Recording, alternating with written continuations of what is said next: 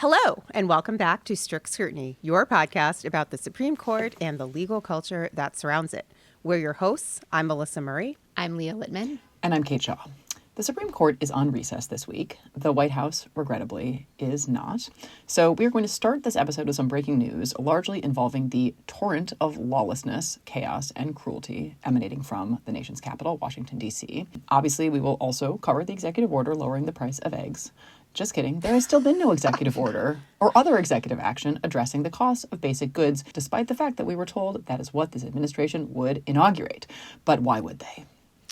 And yet somehow the vibes or the price of eggs apparently don't feel so high when the leader of the free world is blaming Black people, women, and people with disabilities for all of the world's problems. Maybe that's the executive action on eggs that we've all been waiting for, but after we survey whatever is happening at 1600, we are also going to check in on two different state courts, the continuing saga that involves North Carolina Judge Jefferson Griffin's twirl villain mustache here, refusal to acknowledge his loss to Justice Allison Riggs on the North Carolina Supreme Court. We will also talk about the fast approaching election for a crucial pivotal seat on the Wisconsin Supreme Court. First, the fire hydrant of news from D.C. And I say fire hydrant and not fire hose because literally this administration is literally taking a dump on all of us. This week, the chaos and cruelty were ratcheted up, way up, beyond what previous American democracy dials could have registered. So we will walk through some of that. And because the administration is definitely pursuing the Steve Bannon, Steve Miller, flood the zone with absolute bullshit strategy, we probably won't be able to cover everything that they've done, or certainly we won't be able to cover everything in the amount of detail that we'd like. But we will get through as much as possible. So let's dive right in. So first up, we have had not one, not two, but by my count, 3 different symbolic massacres since we last gathered. So you've perhaps heard of Richard Nixon's 1973 Saturday Night Massacre, in which Nixon directed Justice Department leadership to fire Special Prosecutor Archibald Cox because Cox was getting uncomfortably close to the truth about Watergate and the president's involvement in the cover-up. So the top 2 officials at DOJ resigned rather than carry out what they believed to be an unlawful order from the president, because that's what government officials of conscience of whatever political stripe or party used to do. Well, last week, Trump said, "Hold my Diet Coke," and began filling out the other days of the week with his own massacres. Just across many different fronts, this administration is truly, truly committed to making Richard Nixon great again. Of course, it began with, if the president does it, it's not illegal, immunity ruling, and it has snowballed way beyond that, as we are about to cover. So, first iteration on a Friday night, Trump sent messages asserting, without legal authority, because who needs law anyways, that he was firing many of the inspectors general in the federal government. Inspectors general, or IGs, are important federal government watchdogs who look for waste, fraud, abuse, and also protect whistleblowers. So obviously this administration wants to show them the door / give them the Heisman, even though some of the inspectors general in question were people Trump himself appointed the last time he was in office, which really shows you, right, like how much escalation I think there has been between Trump 1.0 and 2.0. Because that was a squish, and this is the real hardcore version. No, that's basically what he was communicating. Or he just like didn't notice or care and was like, all the IGs, I want them out. Except, interestingly, there were some exceptions, like Michael Horowitz at DOJ, for reasons I still don't think we know, was not on the list, although maybe there's a second batch coming. They wanted, sort of spread the deeds out over different days of the week. There are only 5 working days. That might be the problem. Kate. But anyway, the other 2 are for golf. Yes, true. So just to, underscore something that Leah just said, to be crystal clear, the law very clearly does not permit these firings in this way.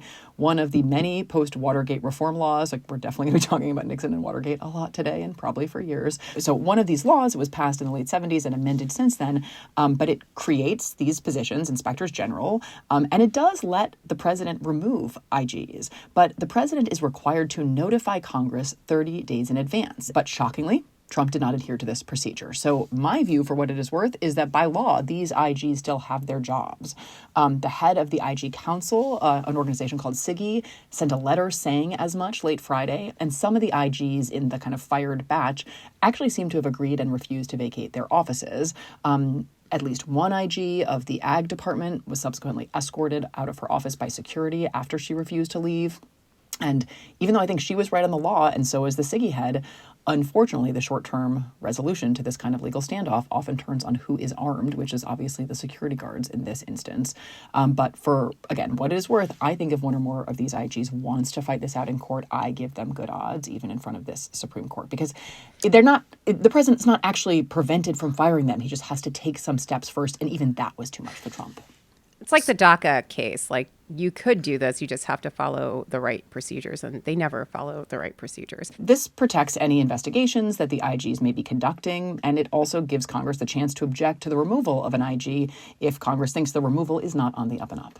So I am glad to hear you think, Kate, that the IGs have good odds in front of this court. Obviously, I agree that this statute is less restrictive of the president's ability to remove executive branch officers than the kinds the court has struck down recently, like in Salah Law and Free Enterprise Fund. Those actually limited the substantive bases that the president could remove these officers. But I will note that two things are kind of giving me pause here, really three things.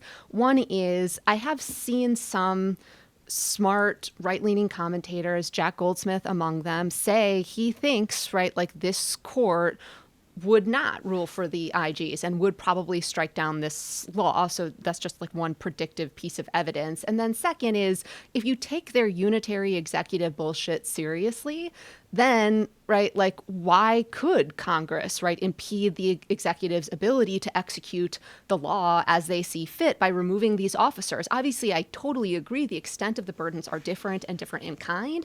But if you are a full-blown unitary executive, whatever, who knows? And then the third thing that, and I feel like I'm going to keep coming back to this, is I'm just very concerned about what this Trump victory and a Republican Senate and Republican House mean for this court, because I worry it means the Republican appointees will feel less constrained and less bound by public opinion and politics and political pushback, and more emboldened to let their free flags fly and just do whatever moves them, because they don't think they will face consequences for doing that. And so all of that makes me a little nervous. I don't know. I have used the IG example for years as, a modest kind of constraint that Congress can place on the president. Congress places qualification requirements, like the FAA administrator is supposed to be knowledgeable in aviation. A real-world road rules contestant? Right, that's the secretary. That's not the FAA. That's the Secretary of Transportation. Of course, my bad. Pauly Shore is being confirmed. How about DJ Pauly D? DJ Pauly D. Yeah. So these front-end qualifications Congress has put in for hundreds of positions, and these occasional back-end modest requirements, procedural ones the president has to follow, while still getting to fire whomever he pleases, at least in these kinds of positions. And I don't think until recently that was controversial. And for what it's worth, I think that Goldsmith, who wrote this piece in Lawfare about this, is wrong. But my prediction is nevertheless probably still too optimistic. What if the president just really needs to get rid of the woke deep state, Kate? Right? He can. Like He just has to take a long nap. Days, those 30 days, right? Like, okay. You can do it. As much as I would love for you two ladies to debate Kate's optimism versus a real world view of things, and as much as I'd love to hear more about the deep state versus the sheep state, this does feel a little bit like a sheep state with all these guys just falling into line.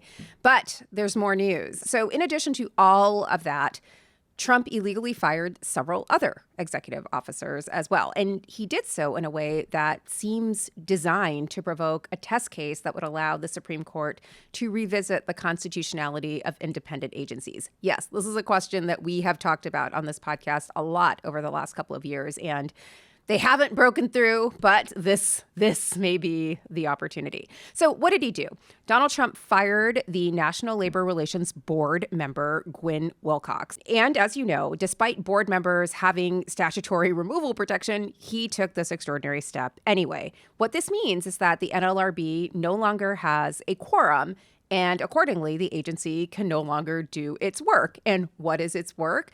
Its work is enforcing labor laws, because obviously this election was all about working people, workers, the rights of workers, and all of those union leaders who were all in line for Donald Trump. I hope you feel really supported now, because this is what supporting labor looks like under this administration. Congratulations. This is an awful development if you care at all about the labor laws of this country being enforced. And the NLRB, like many boards and commissions, must by law be bipartisan. So the Democratic board members are technically appointed by the president, but by tradition, those names come from the other party. So, for example, in the Obama White House, they got the names from Mitch McConnell. But Trump doesn't care about those traditions, and it's not hard to imagine him just never filling those vacancies. Or maybe those bipartisanship requirements are unconstitutional as well. Exactly. I really look forward to the Jekyll. Because unitary executive theory, right? Like the executive branch is Republican for all time, and so Democrats don't get to propose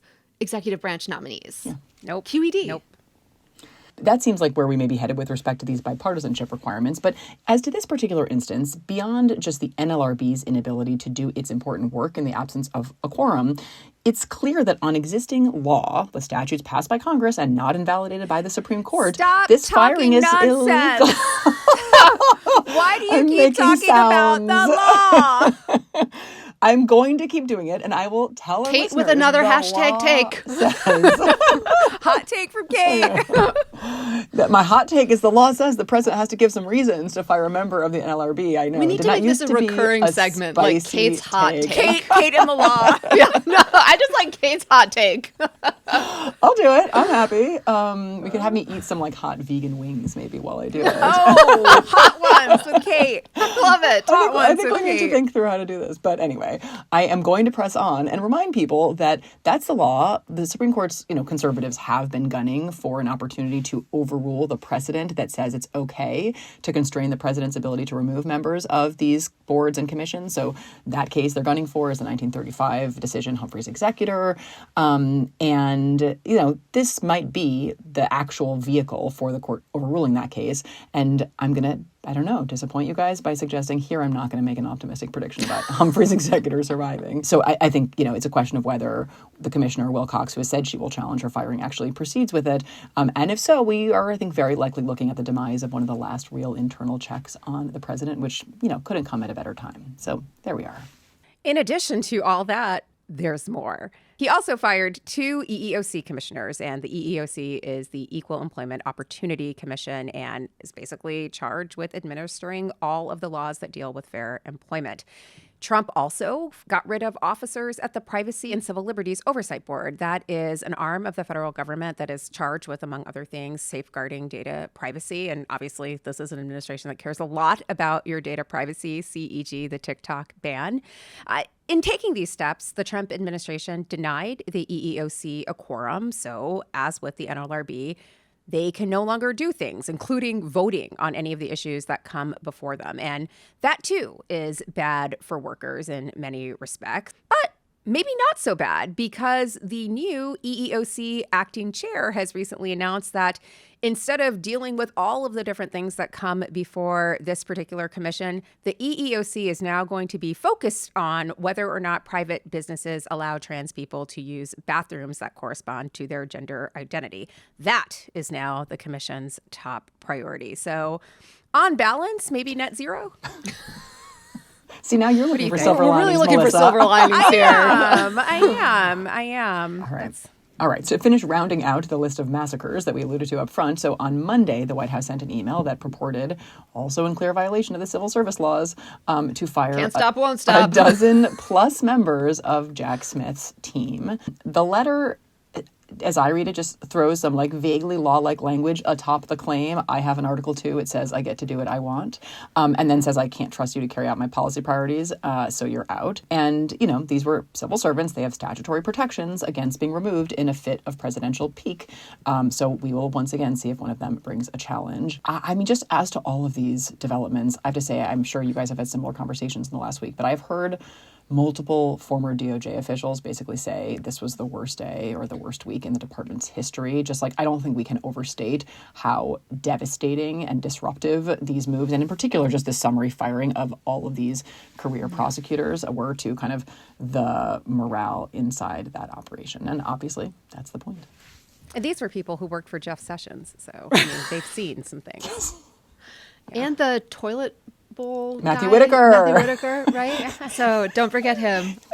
His portrait is still hanging there, and who knows? He may be back in DOJ's before seen the some month things, is done. but not this. No. There are even more DOJ developments, we wanted to note that, again, speak to just how quickly they are unraveling this major institution of American governance. So the department moved to drop the special counsel's cases against Trump allies Walt Nauta and Carlos de Oliveira, which were, of course, related to the obstruction of justice, unlawful retention of classified documents / America's Secrets in Mar-a-Lago bathrooms case out of Florida.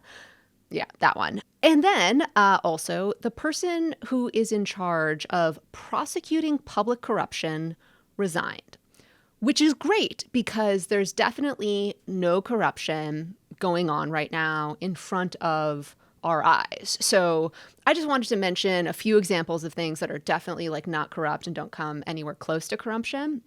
One is Facebook / Meta settling a lawsuit against Donald Trump. You know, Trump sued Facebook / Meta when he was deplatformed, and they agreed to pay him $25 million, even though it's pretty clear, the lawsuit is meritless. So this seems kind of like a freebie. And that's not tip. Right. It's a tip, Leah. It's a gratuity. A gratuity. Right. Right. Like what you would give your plastic surgeon. Right, after exactly. A successful Yes. facelift. Here's some champs and $25 million.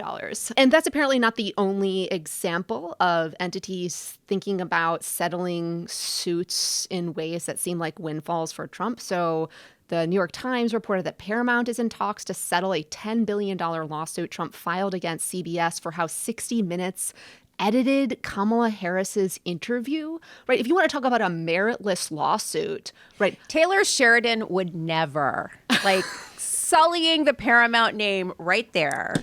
But again, this seems like a mechanism to basically funnel payments to the president to make him happy. And we are also seeing in real time. Well, Paramount has some other stuff going on. Exactly. One of the things happening is that there is a potential merger between Paramount and Skydance that obviously And whose will have approval to be, do they need? The federal government's. Interesting. Yeah. It seems like there's a connection. Nope, can't be. These things are No. totally unrelated. This is just Unrelated. how government works. People tips. just throw tens of millions of dollars, right, at government to officials. settle meritless lawsuits about how you Exactly. edit an interview for Yes. which you likely have First Amendment protection. But Right. no biggie. Yes. No big deal. And this is also happening at the same time that we are witnessing Elon Musk's very ever-present role in fairly significant personnel decisions at the federal government. And this, of course, is the person who poured tens of millions, right, just like substantial sums into electing Donald Trump and seems to have purchased himself the role of being effective free leader of the world / co-president or varsity president. So all of that is happening, again, at the same time. The head person for public corruption at DOJ has decided, I'm out. So I have to say, just back to the Elon Musk thing, I never thought I would find myself on the same page as Steve Bannon, but I too am a little uncomfortable with how much South African influence is pervading this administration. It's a little South African influence that's sympathetic to the German far right, could go on here, but I mean, like, Bannon said it first, but I was like, oh, wow. Are we on the same page? We might be. Interesting. I just wanted to draw a parallel here in the strange bedfellows allies thing, because what this is showing is just how absurd, outlandish, horrific it is to effectively put, one of the richest men in the planet, right, in control of the government after he's paid his way to do that. And he's basically throwing the public under the bus, right, and doing what he wants. And this is leading to a strange allyship between you, me, and Steve Bannon, in the same way that, like, when the Supreme Court inevitably, right, like, knocks down one of the insane things out of this administration, it will not speak to the reasonableness of the Supreme Court, just like we are not here saying Steve Bannon, right, voice of Got reason. some good ideas. Right, exactly. It is just a reflection of where the Trump administration is trying to move the goalpost to. Just how shark jumping all of this Yes. is. Yes. Back to Paramount for just 1 second. There is something so insane about the president as plaintiff. right? Like just that Yes. the idea That's a law review article, right? Let's do it. Let's do it. I'm in, but I mean, the idea now, this stuff is not going to end up in court because people are all bending the knee and settling. Exactly. But if the Supreme Court is going to invent a doctrine that ex-presidents can't ever be criminally prosecuted, I don't think it's too much of a stretch to say they should also invent a doctrine that while you're the fucking president, you can't sue people. No, because that's exercising the executive power, Kate. Right? To shake down media Yes, companies. Exactly. Got it. Okay. All right. Well, then I don't know. Maybe we can't write the law review article together because I think we have a fundamentally different view of how this works. Well, no, we would just need to seriously consider that reasonable position in which there's a deep debate in the literature about. So. Okay. Got it. All right. And all we're really doing, we're not suggesting a path forward. We're just complicating the inherited narrative. Yes. Sometimes, honestly, the on news board. cycle makes me want to flee to that, to those ridiculous, tropes of law review, of legal scholarship. It just feels like a safer place to be right now. Yes. Lit review and then complicating things. This show is sponsored by BetterHelp. So we're very into flags here at Strict Scrutiny, as they are at 1 Street. And we think it's important to be able to distinguish the good green flags from the bad red ones, or the Vergonia ones, if you will. If you're not sure what green flags or red flags look like in friends and partners, well, therapy can help you identify those green flags and embody them yourself. Whether you're dating, married, building a friendship, or just working on yourself, it's time to form relationships that love you back. So I've talked before about how I've benefited from therapy, sometimes to deal with big stuff like the aftermath of and recovery from my bike accident, but therapy also helps me with the everyday stuff, like all of the everyday stuff we're dealing with now, all day, every day, so I can find a sustainable way to stay engaged without making myself miserable. Now, BetterHelp is fully online, which makes therapy affordable and convenient, and it serves over 5 million people worldwide. It allows you to access a diverse network of more than 30,000 credentialed therapists with a wide range of specialties, and you can easily switch therapists anytime at no extra cost. Discover your relationship green flags with BetterHelp. Visit betterhelp.com/strict to get 10% off your first month. That's BetterHelp, HELP.com/strict. Strict Scrutiny is brought to you by Books. Guys, gals, non-binary listeners, Valentine's Day is not the time to wing it. You need a solid game plan, and we're here to help. You can send foolproof flowers from the Books Company and wow your Valentine and get 25% off your entire purchase. Books makes it super simple. You can just choose the Quickie Book with a click of a button, get their best-selling bouquet right on time for Valentine's Day. It's the Quickie that your partner will brag about for weeks. Or you can pick from their collection of unique modern designs or go for their flower subscription, the #1 partner/spouse life hack, and be the hero every month. You really cannot go wrong. And Books aren't just any flowers. Their flowers are cut fresh from where they grow best. So you get bigger, brighter blooms that last longer. Some are even grown on the side of a volcano. They'll be blown away by how stunning the bouquets and flowers are.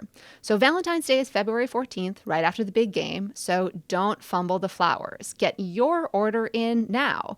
In fact, while you're at it, get some for Galentine's Day. That's how I've teed up my bouquets this year. Go to Books.com and use my promo code STRICT for 25% off. That's BOUQS.com, promo code STRICT. Books, promo code STRICT. All right, but we got to get back to the news cycle. Okay. Back to the news. Okay, so we've been joking around, but this is actually really important and incredibly tragic. We want to not only acknowledge, but discuss the devastating and tragic plane crash at Washington National Airport last Wednesday. As many of you know, a Black Hawk helicopter collided with a regional jet that was traveling from Wichita, Kansas to Washington, D.C., and all 67 persons on board the helicopter and the jet are presumed, at this point, we're taping on Friday afternoon, to be dead. And this is obviously a catastrophic event, a massive national tragedy. But what makes it worse is that We actually don't know whether or not it was avoidable, although the signs suggest that it likely was avoidable. So here's what we do know. In their first week in office, the Trump administration moved very quickly to disassemble the civil service and regulatory agencies, including many of those housed within the Department of Transportation. And that, of course, is the agency charged with airplane safety. So just to walk through a few things. On the first day of the Trump administration, the FAA, that's the Federal Aviation Administration, the head of that administration, the FAA administrator, quit after Elon Musk told him to resign. The administrator and Musk had butted heads over SpaceX many times before, including when the FAA administrator proposed fines for rocket explosions. And that's not all. Within 48 hours of Trump taking office, he fired the heads of the Transportation Security Administration, the TSA, and the head of the Coast Guard.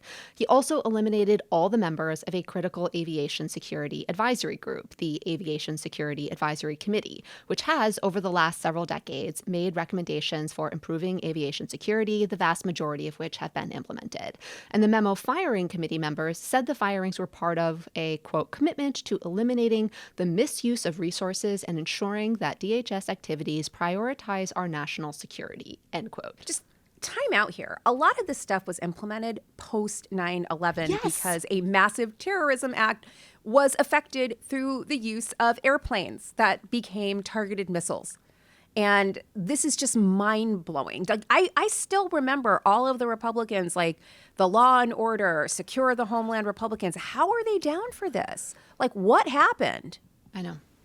Yeah, I mean, this overarching, just like insane monomaniacal commitment to downsizing government, hollowing out the civil service, and destroying the regulatory state, like, may already be yielding tragic, like life and death consequences, like, and maybe actually materialized on the evening of this plane crash. So again, facts still emerging, but an initial FAA report noted that air traffic control staffing the night of the crash was, quote, unusual, and that a single air traffic controller was handling both helicopters and planes when those jobs are usually, and by design, performed by two different people.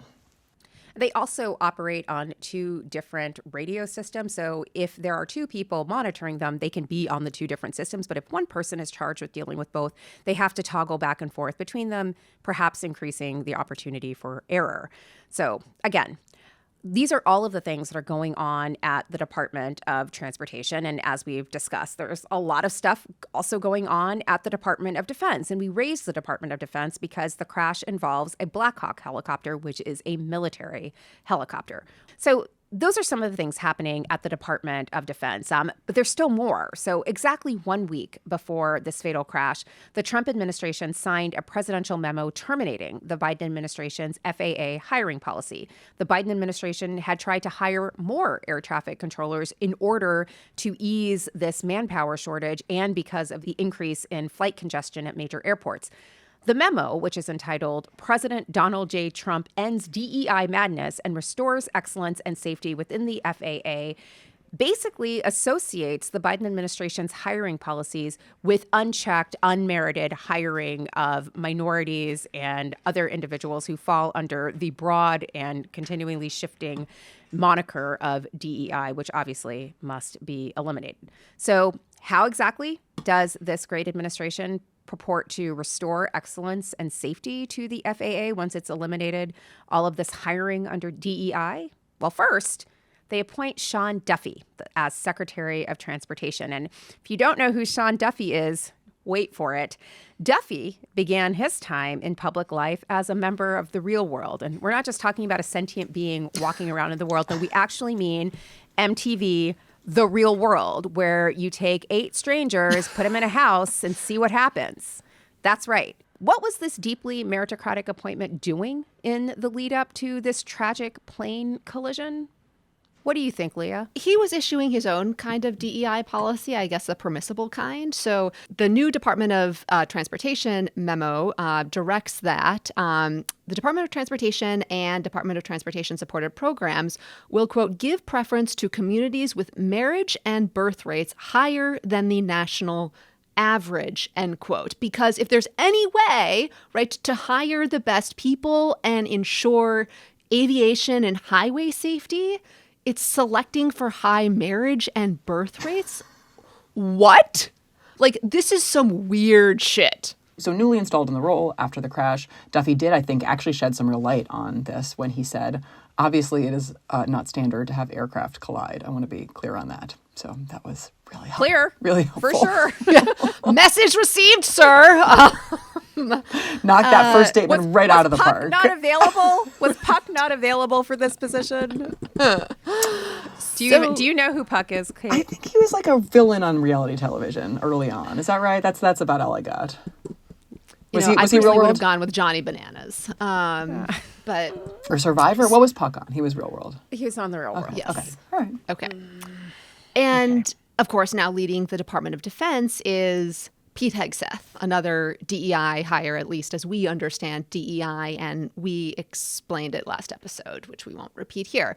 The New York Times has reported that the Black Hawk helicopter may have deviated from its planned course. And what was Pete Hegseth doing during his first few days on the job as Secretary of Defense?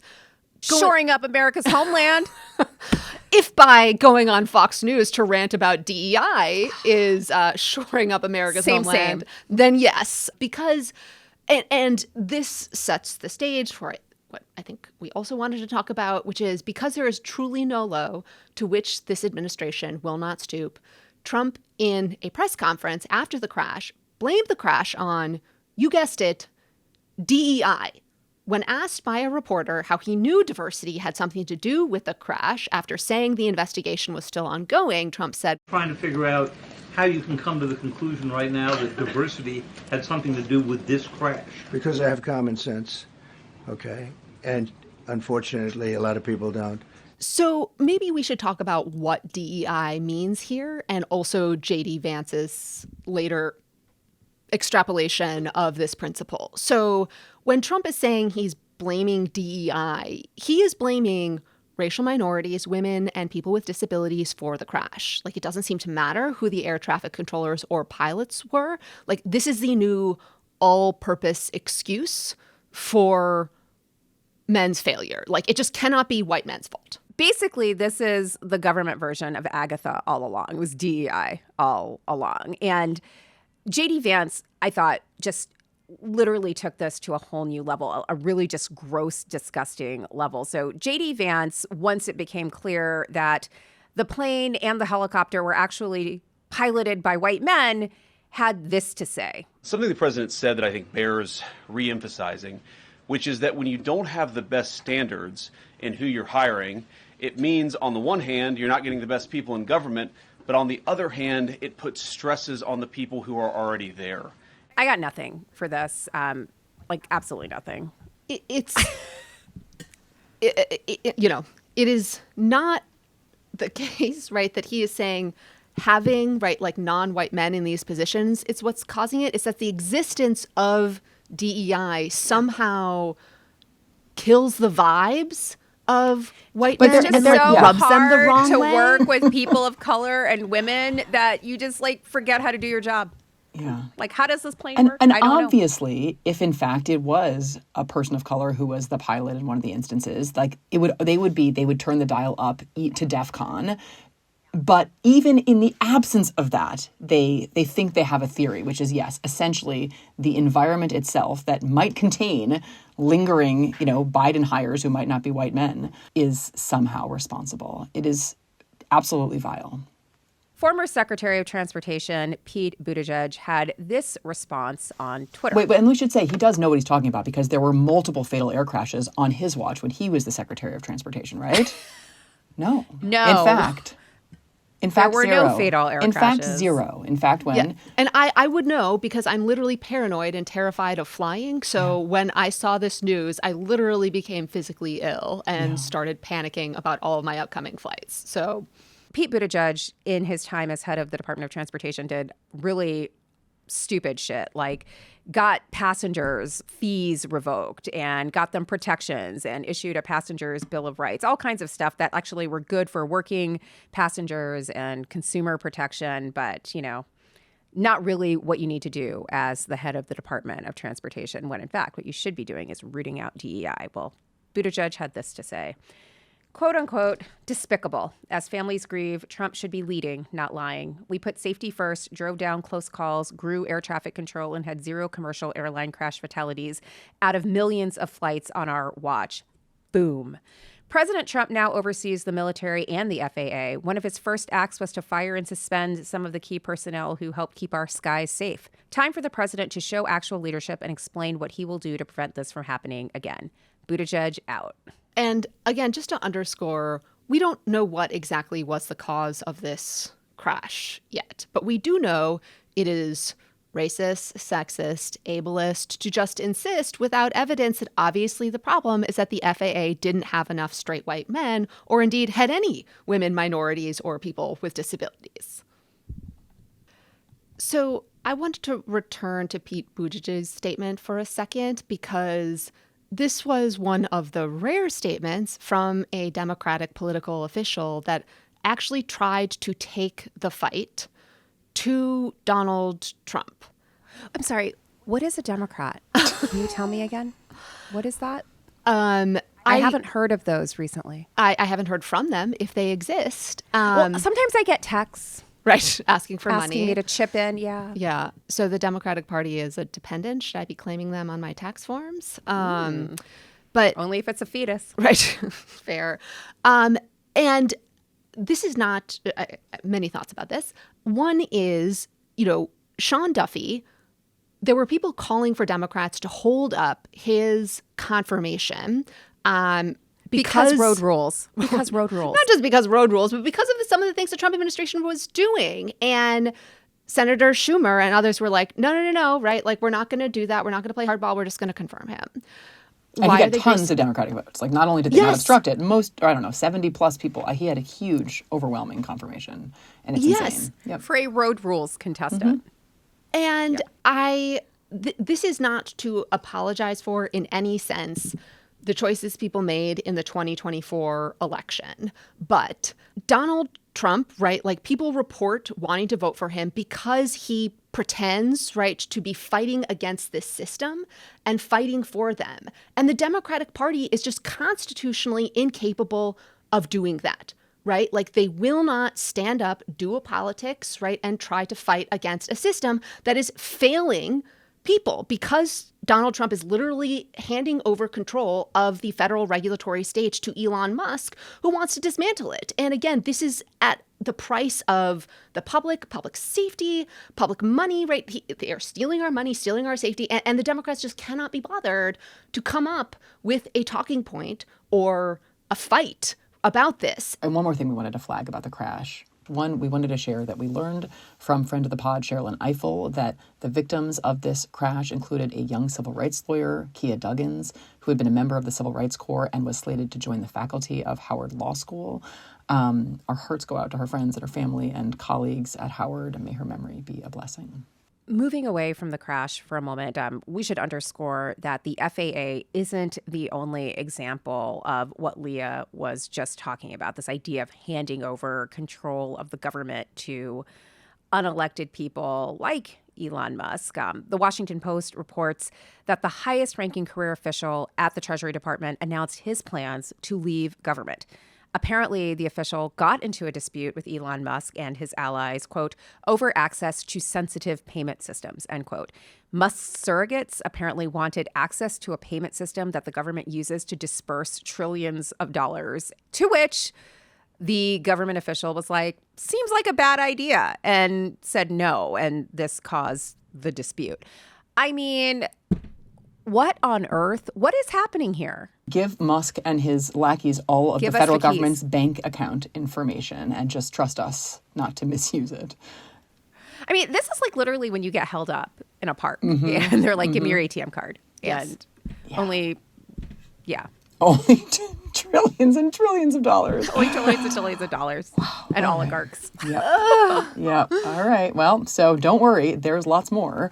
So related to what is happening at the FAA and DOT is the administration's announced, I don't actually know what to call this, buyout, maybe / bait and switch non-buyout. Yeah. So I don't think we know. Public-private partnership. we'll describe it rather than just parrot buyout. So the Office of Personnel Management, the basically human resources agency for the whole federal workforce, apparently in conjunction with or with the fingerprints of Doge bro / co-president Elon Musk, kind of, all over this initiative, sent the federal workforce, maybe all of it, maybe a subset, not totally clear, an email basically saying, if you resign by next week, you will get paid for 8 months, or you can stick around and risk being furloughed and eventually fired. So you guys will be shocked to hear me say this whole thing is legally dubious. What's your hot take? It is. What's your hot also, take? how about this though? Law aside, it is just wildly counterproductive if you were trying to keep talented people around to tell To pay them everyone to just leave? just go. I mean, I guess if making government employment intolerable and letting attrition weed out a lot of people is too slow, this is one alternative to just grind the capacity of government to a halt immediately. But I'm not sure how else to understand this effort but in that spirit. Someone was binging Severance. And, you're calling it buyout / non-buyout because it's not actually a buyout, right? If you looked closely at it, it was like, if you agree to resign, we'll maybe let you work remotely for the next few months, but also your agency head could redeploy you anyways. So JK, unclear. But then there was some follow-up, kind of Q&A advice that seemed to say you definitely will get to take the time, to go get another job or to take a vacation. But none of that's remotely the legally public-private enforceable. partnership. And so definitely don't assume that is actually the term that they are offering you if you, a federal employee, are listening. So moving on to other Meshigas, we are only now getting to what happened last Monday night when the federal government, through an Office of Management and Budget memo from the acting director, purported to pause trillions of dollars in government spending, so federal grants and loans, until they could be vetted to be sure said grants and loans were not advancing woke ideology, including, because we are living in the stupidest and deadliest timeline, quote, Marxist equity, transgenderism, and Green New Deal social engineering policies, end quote. The memo was supposed to go into effect at 5 p.m. last Tuesday, but even before that, it was kind of in effect. The portals in the states that process Medicaid payments were reportedly essentially taken offline, even though the administration initially said payments to individuals like Medicare and Social Security wouldn't be affected. And it said also Medicaid wouldn't be affected. But then the press secretary was like, actually, no, I need to double check that. I mean, just It's a small deal. Medicaid either is or is not included, but we'll find out and get back to you. In any normal timeline, Congress might have something to say about a blatant usurpation of its authority. But in this timeline, and we can just summarize all of this, Manu Raju, who reported that a bunch of House Republicans this morning at the Doral talked about this move to freeze federal aid. They were defending Donald Trump. This included the chairman of the House Appropriations Committee, who said he didn't have a problem with the White House decision to pause the aid, because that's probably what you ought to do when you're coming in as a new administration. I'm not a lawyer. I can't pontificate on what's legal. The piece de resistance of Representative Cole's... What? I'm going to get there. Appropriations is not a law. It's a directive of Congress. This is like it's a Valentine. This is Rudy It's Giuliani a irrational vibe. basis review, like the big one, irrational. Literally, basis the review. Constitution talks about appropriations by law, but details or directive, right? Or directive, an instruction from Congress. Basically, the people charged with exercising legislative authority are conceding that they DGAF, let this president do what he wants, let the executive branch, you can just roll all over them. And that is what is happening. Yeah. So Congress doesn't necessarily appreciate this, but Congress should be able to see that this directive does fly in the face of core constitutional allocation of authority principles. Congress has the power to spend. The president gets to execute the law. There's also a statute called the Impoundment Control Act and the Administrative Procedure Act. Question, Kate, where was the part that said the federal government gets to hand over trillions of dollars to Elon Musk in disbursements? That was a Article different 12. act. No, that's right. Yeah. That's in the Constitution. That's not my act. That's Constitution. Actually, it's Amendment 28, which was the Equal Rights for Elon Amendment. Great. Yeah. Sorry. Okay. Yeah. Right. It's more. I mean, did anyone also have like real Youngstown vibes? I mean, like what a time I literally to teach You have to common teach law. it next week. teaching You did. Were you able to put your heart into teaching it? If Congress says you can't do it, that means you can't. Or did you President? just lay down in the fetal position on the 'Cause podium? I need advice for next week. Seriously. You know, I gave my students an excerpt of the OLC memo that was like, the president doesn't have unilateral impoundment authority and doing the inherent presidential authority analysis. So that was the approach that I took. All right. We'll see how it goes. Or the next week. fetal position. Or that. Either will work. Why not both? Right. In any event, so there are still some lower federal courts that do still dwell in the reality that is bounded by the Constitution, the Supreme Court's articulation of the basic principles contained in it in cases like Youngstown. And in that world, a district judge stayed this order on Tuesday afternoon in response to a complaint filed by a bunch of service providers who are beneficiaries of federal grants and aid. And this was actually just a brief administrative stay to allow for expedited briefing and argument. But I mean, as I think our description has already made clear, the chaos and confusion are impossible to overstate. And then things got crazier. This was the best part. This was the best part. I screamed. I was in my office and I Yes. The screamed. scream I scrumped. They rescinded it with a one-line OMB memo that was like, never mind. Oops. And it seemed like My bad. yeah, not oops, my bad, more like it. Or maybe like a you can't fire me, I quit to the federal courts who were obviously not buying what they were selling. But wow. And then things continued from there because White House Press Secretary Caroline Leavitt tweeted what seemed to want to be a rescission of the rescission, leading us to wonder, love it or leave it, Leavitt? Always choose love it. Right, exactly. Choose Always the bear, choose love choose it. love it. Choose the bear. So it turns out you can't override an OMB memo with a tweet, but you can get federal judges interested in continuing to superintend challenges to whatever it is the administration is doing here when they announce, maybe we're just going to do it after all. So in part because of this tweet seeming to keep this initiative alive, another federal case, this one brought by a group of Democratic states, is likely to produce another preliminary ruling against the administration. The best people. Meritocracy in action. It's the fuck around of times. It was the find out of times. Yes. Anyway, while all of this was unfolding, Head Start programs, domestic violence shelters, veterans programs, et cetera, all of these programs that are funded by federal dollars were basically preparing to furlough staff, notify their beneficiaries and other participants that they would no longer be getting the services to which they had previously been entitled. Now it seems that all of these services are on again, but again, that seems only to be because of the whims of this particular administration and the intercession of principled judges. So watch this space, at least until the next OMB memo, and we'll see what happens. And if you are the recipient of federal largesse, buckle up. One, what do these people have against Meals on Wheels? But two, lest you think this OMB saga is over, I want to remind you all of what happened with the travel ban / Muslim ban during the first Trump administration, which is, remember the chaotic order that Trump just kind of shared, right, that no one knew about, caused chaos at the orders. It was paused by courts, right? Then they come back with a new modified order that looks slightly more law-like, some additional lipstick on the pig.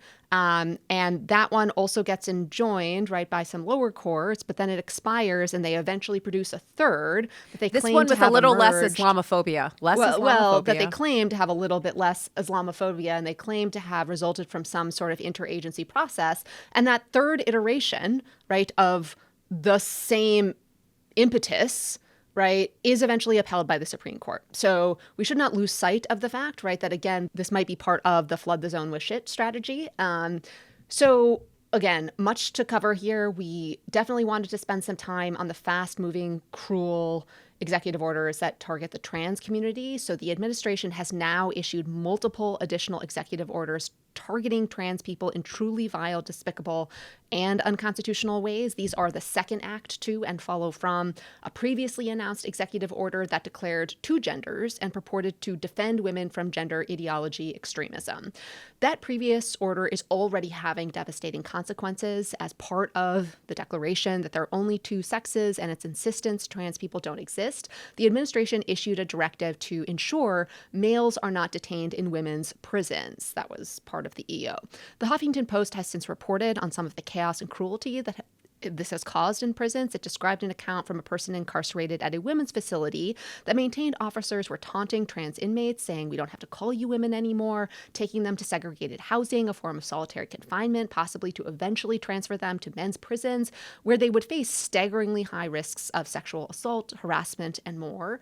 Also out of fear of some of these executive orders, which threaten federal funds unless, entities go along with the administration's vile pronouncements. Some entities have announced they will stop providing gender-affirming care because they are concerned about losing out on federal funds. So UVA's health services, for example, announced that last week. And at the time we were recording on Friday, that announcement was still in place. Okay, so that's sort of the fallout from the first executive order. What do these new executive orders do? So they purport to totally ban transgender individuals from the military with just shockingly offensive language about the unfitness of trans people to serve.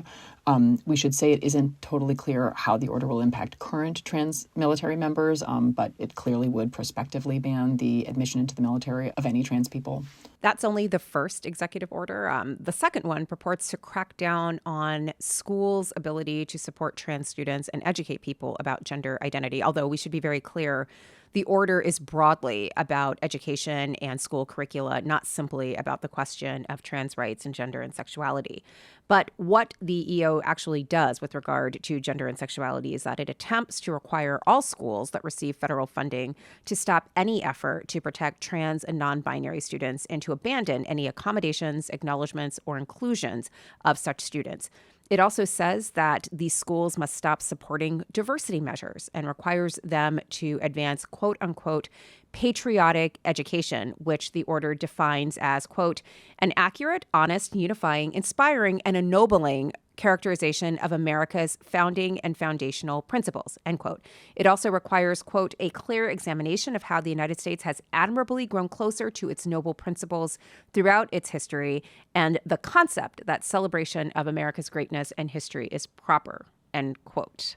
This made me wonder whether the order might make MAGA itself of dubious legality, since the premise of MAGA is that America is not already great, right, and needs to go through some sort of re-greatening. That's an excellent observation. That's like MAGA is a Jamaican mom who constantly wants you to improve yourself. Up your game a little bit, yeah. Yeah, this order is like, you were always fabulous, sweetie. It's the Kris Jenner of EOs, actually.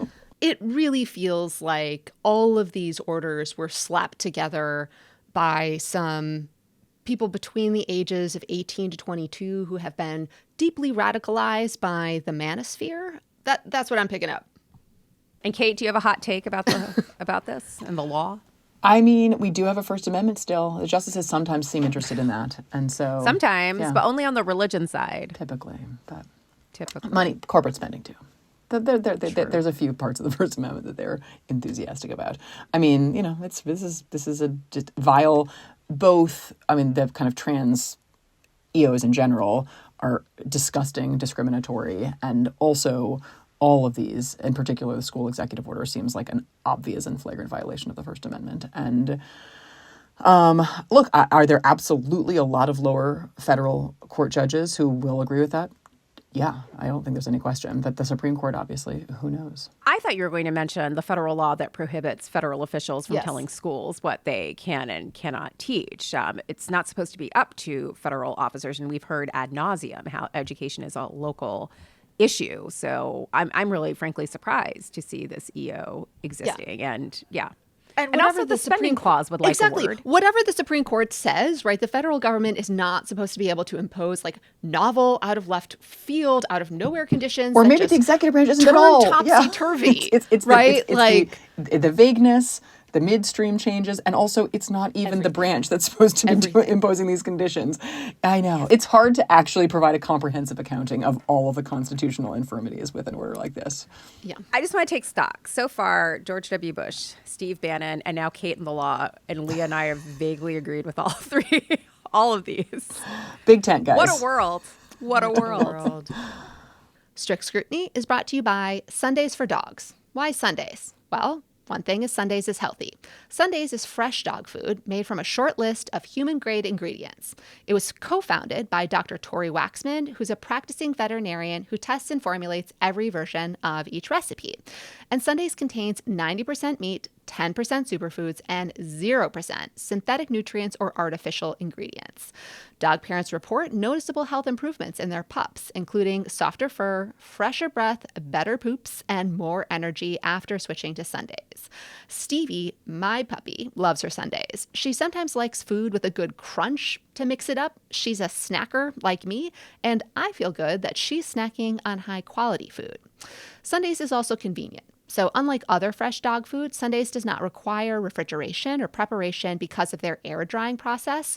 Just pour and serve. The form makes it super easy for me to put the food in Stevie's puzzle toys without loading her up with junk food. When you start a Sundays subscription, you'll automatically get 20% off and free shipping on every reorder. You can cancel or pause your subscription anytime with their 100% satisfaction guarantee. Every order ships right to your door, so you'll never worry about running out of dog food again. The new year is not only the perfect time for us humans to make healthy changes, but for your pup as well. Get 40% off a 2-week trial of Sundays. Go to sundaysfordogs.com/strict or use code STRICT at checkout. All right. We should also talk about the executive order addressing Guantanamo Bay. As many of you might have remembered from the early aughts, Guantanamo detention really worked well for detaining suspected terrorists. That was highly ironic. But because it was obviously problematic, Trump's people decided, why not build a huge, bigly new facility to detain people at Gitmo? Horrible idea. In addition to it being a horrible idea, the order itself is at war with Donald Trump's self-presentation that he is going to overcome resistance from other governments and successfully close the border. At the signing ceremony, he suggested that detention is necessary because third countries might refuse to take back their nationals, and because if these individuals weren't detained, they would be able to come back into the United States. Again, all of this seems to be in tension with Trump's talk about taking a firm line at the border. Like, why do we need this new facility if you, strongman, are taking firm steps to secure the border? I'm confused. Just me. Also, Guantanamo has never been used to detain people who are apprehended in the United States. Sending people there would effectively be a removal from the United States and should be subject to all of the legal protections and review governing removals. Like, this is just insanity. I actually wanted to point out one piece of good news, which is actually some of the early polling on some of this madness does give the sense that the public actually isn't all that into this dumpster fire. So Reuters and Ipsos did some polling at the end of the first week when a lot of these orders had just been issued. And actually, I think it's fascinating, and I don't think it got a ton of play, so I did want to just mention a couple of highlights. So one, ending birthright citizenship is very unpopular. So 59% oppose, 36% Weird. approve. So weird. I mean, at this point, look, they chose Donald Trump. I wouldn't have been that surprised at any of this. So actually, I did find it kind of heartening that some of the numbers came out the way they did. Pardoning the J6ers, 62% opposed. Ending all DEI programs and firing officials involved in DEI, 51% disapprove, 44% approve, so still more unpopular. Ending federal efforts to hire women and minorities, that's how the question was phrased. Only 37% approve of doing that, 59% disapprove. And here is my favorite, you guys, renaming the Gulf of Mexico. It seems kind of anodyne. People hate it. 70% of surveyors are opposed to renaming the Gulf of Mexico. So again, it just does suggest to me that, does polling mean anything? Who knows? And these are initial impressions. But I do not think that the stuff that they are, serving up is wildly popular with most of the American public. Are we supposed to take from this that the kids are okay? No. Okay. It could be worse. They could be like, yes, give us more. You're so good at this. You're so good at being optimistic. I love this about you. Because, like, this is bad. It's bad. I I'm not saying have otherwise. something that isn't good news, but kind of humorous news, kind of. So the Wall Street Journal reported that as the Internal Revenue Service was trying to search and delete references to DEI, the IRS removed some mentions of equity and inclusion from the Internal Revenue Manual that had some unintended consequences, such as deleting language about the inequity of holding on to a taxpayer's money, and also omitting references to requiring the inclusion of taxpayer identification numbers on forms. Womp womp. All right. It's not just the federal government doing weird stuff. We should also turn to the state courts where weird stuff also continues to happen, especially in the state of North Carolina. So, Kate, do you have an update from the Tar Heel state? Regrettably, I do. So, Jefferson Griffin is still refusing to stop, to let it go. Reminder, he was running for the North Carolina Supreme Court. He lost to Justice Allison Riggs, but he is still pursuing, I think now, 3 cases in Wake County Superior Court. The North Carolina Supreme Court has stayed the election board certification, so those cases can go forward. Griffin, as a reminder, is continuing to press these theories about why tens of thousands of votes should be thrown out, even though none of those arguments were offered before the election. There was an oral argument in the Fourth Circuit last Monday about whether the whole case should be transferred to federal court. Sounds like that argument was pretty messy and confused. And it seems likely that Griffin's tactic here is trying to get a favorable ruling in one of these many pending state cases and then get a tied vote in the North Carolina Supreme Court, leaving that ruling in effect. I just cannot imagine a more shameless and undignified way to try to get a seat at the top of a state's system of justice. But that seems to be what we're witnessing. ProPublica had a great piece of reporting last week involving interviews with some of the voters whose votes Griffin is actually challenging in his quest to be North Carolina's next Supreme Court justice. Among those was a 22-year-old who doesn't drive because he has epilepsy, and so he doesn't have a driver's license. For that reason, when he votes, he uses his Social Security number and a state-issued ID that isn't a driver's license. Obviously, Jefferson Griffin took this personally, wants to throw out his vote because this individual is not using an actual driver's license. There's another voter, this is Frank Jarvis, who says he is extremely upset. His wife's registration was challenged. They live in the state's eastern coast, and they identify as, quote, traditional conservatives and Republicans. And right now, they find that all of this, quote, leaves a terrible taste in my mouth. No matter what side is doing this, I don't need that kind of person representing me on the Supreme Court, end quote. So it's not playing well in North Carolina, Jefferson Griffin, but you keep trying, I guess. So another state court development, we wanted to talk about Wisconsin elections for their state Supreme Court. So you all probably remember what an enormous deal it was in 2023 when Justice Janet Protasiewicz beat Dan Kelly for a seat on their state Supreme Court. This election is just as big. So Justice Ann Walsh Bradley, a liberal, is retiring. That means there's an open seat, which means that once again, control of the Supreme Court of Wisconsin hangs in the balance. The candidates are Susan Crawford, who's a circuit judge in Dane County, and Brad Schimmel. From 2015 to 2019, Schimmel was the 44th Attorney General of Wisconsin, but lost his re-election bid in 2018. After the loss, Republican Governor Scott Walker appointed him to a Wisconsin Circuit Court seat. There are already huge amounts of money pouring into the race. Elon Musk has dipped his toe in because it's not enough to be co-president of these United States. In a tweet, you have to be co-governor of Wisconsin, too. Also, shadow state Supreme Court justice. Yeah. In a tweet, he said, quote, very important to vote Republican for the Wisconsin Supreme Court to prevent voting fraud, exclamation I can't believe mark. They're still trying this line, like voting fraud. It just, I mean, it's insane. But the fact that he has jumped in at all and is flexing his money and his muscles is just like so upset. Voting fraud is so effectively DEI, right? Yeah. It's code for something, yeah, right? And it's code for letting people racial minorities vote. voting, yeah. right? Exactly. And so if you are unsure where to focus your attention since November, since January, if there's so much and it is too much and you have felt just at a loss, this is your moment to get involved. This is the sort of state race where you can make a difference. They often come down to a small number of votes, and getting money in now, volunteering now, is a great way for ensuring a happy result in April. Okay, so another development in the states to mention, Louisiana prosecutors have obtained an indictment of a New York doctor who prescribes and mails medication abortion, including to patients in Louisiana. New York has a shield law that should protect physicians like the one named in the indictment, but we will see sort of how this conflict of laws and legal regimes plays out. This is something we knew was coming basically immediately following Dobbs. It seems like it's now here. All right, we should also take up some of the new cases that the court will review.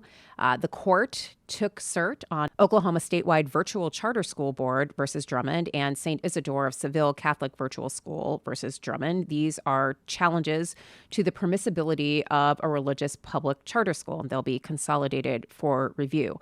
We should note that Justice Barrett has recused herself from the consideration of the case. And to be clear, a justice does not have to provide any explanation for a decision to recuse, but it is noteworthy that Justice Barrett got some flack for failing to recuse herself when the court heard an earlier case, DeJoy versus Groff, where the Notre Dame Religious Liberty Clinic and a number of Notre Dame professors were involved in either filing briefs or working on that case. And Justice Barrett, as listeners will recall, was a professor at Notre Dame's law school prior to her appointment to the Seventh Circuit. Here, in this case, there are ties to the clinic again, but I think a more relevant fact is that Professor Nicole Stell Garnett, also a Notre Dame professor and reportedly Justice Barrett's best friend, has been an advisor to St. Isidore's, one of the litigants in this case. So this is all to say that the attention to the court's ethical practices are not necessarily ill-spent. The justices are being more careful about when they recuse, what the appearance of impropriety might look like, and that, I think, is to the benefit of the court and the public. Given this cert grant, as well as the executive order we were talking about on patriotic education, wanted to re-recommend work by Professor Caitlin Malott at Arizona State, The Education Democracy Nexus. I also recently read Mike Hixenbaugh's book, They Came for the Schools, extremely topical and very well done. I need some new reading material. Do you have any recommendations? I don't want anything treacly or saccharine, so none of your hot takes. So what do you have? Okay, on I your actually nights? am reading Color Super Television, which girl. you recommended to me. Oh, yeah, Dancy sent us. But I read that already. I know. You got Okay. anything else for me? Well- I want something that's bracing, going to get me revved up, and maybe keep me a little pissed off. What do you got? I am waiting with bated breath for the arrival of my 5 copies of Leah Littman's new Lawless. I don't think I know her. Who's Leah Littman? And tell me about Lawless. Well, I haven't gotten it yet, but I think Mariah it's gonna be Carey a me, more- girl. Wait, our girl Leah has a book, She has and a it's book. called Lawless? It's called Lawless. Say more. Okay. Say more. The I'm already subtitle intrigued. The subtitle has evolved a little bit. Leah, will you remind me of the current subtitle? How the Supreme Court Yes. runs on. Conservative grievance. Conservative grievance. Say it with us, Fringe listener. theories. Fringe theories. And bad vibes. Okay, and bad vibes. That's exactly what I needed. Conservative grievance, fringe theories, and Bad bad vibes. vibes. Inject it into my veins. I'm smashing the buy now button at bookshop.org. Can I tell you the chapter title of the final chapter? Please Tell do. me favorites. A I'm little listening. peek behind the curtain. It's called The American Psychos of the Supreme Court. Oof. Lots Oh of my Are gosh. there body parts in references. freezers? Metaphorically. You'll have to stay tuned. Yes. Spoiler. Seriously, run, don't walk to either bookshop or your local independent bookstore, or if you must, some behemoth that also provides the sale of books and audiobooks.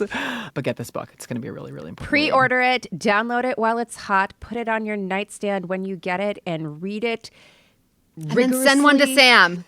Oh, you can actually gift one to your favorite justice. Exactly. Yeah. we Yeah. go. Congratulations, Leah. We are all you. waiting with bated breath for this. And Kate, much better than your last recommendation to me, which was Brett Kavanaugh's The Book of Basketball. That wasn't written by Brett Kavanaugh. I'm just kidding. That was actually a very good book. Bill Simmons. Bad for Meghan Markle, but good for basketball. All right. We've got a little bit left for you today, a little bit of housekeeping, but we also wanted to note some strict scrutiny in the wild. We always love it when we see you guys out in the world and you come and say hello to us and tell us how much you love the pod. And so we are especially grateful to Amanda at Rowan State University, who was at a talk that I gave for MLK Day and who gifted me with a lovely crocheted dumpster fire stuffy. And she said she was inspired by Leah and Kate and your favorite thing recommendations for crocheted stuffies. So many thanks to you, Amanda. It's great to meet you at Rowan University. So, as you may know, the fires in Los Angeles have been devastating. And as someone who loved living in Southern California, we wanted to do everything we can to help those affected and support the organizations rallying around neighbors in need in the months ahead. So, we just launched Friend of Los Angeles merch in the Crooked store with 100% of the proceeds going to Vote Save America's Actioned Wildfire Relief Fund. Show off your LA pride with a new hat or tee to pair with your favorite Dodgers merch, or those athleisure pants you wear exclusively to Erewhon, all while supporting organizations like the LA Regional Food Bank, the Los Angeles Fire Department Foundation, and Latino Community Foundation. Shop now at crooked.com/store or donate directly to the fund at votesaveamerica.com/relief. This message has been paid for by Vote Save America. You can learn more at votesaveamerica.com. This ad has not been authorized by any candidate or candidates committee. Also, listeners, last week on Assembly Required, Senator Cory Booker of New Jersey joined Stacey Abrams for a conversation on how to communicate effectively with your elected representatives and support organizations who are pushing back on the new administration. They also shared tips for amplifying useful Democratic information online. It's a terrific listen, incredibly helpful, and it made us feel a little more hopeful. So make sure you check it out wherever you get your podcasts and on YouTube.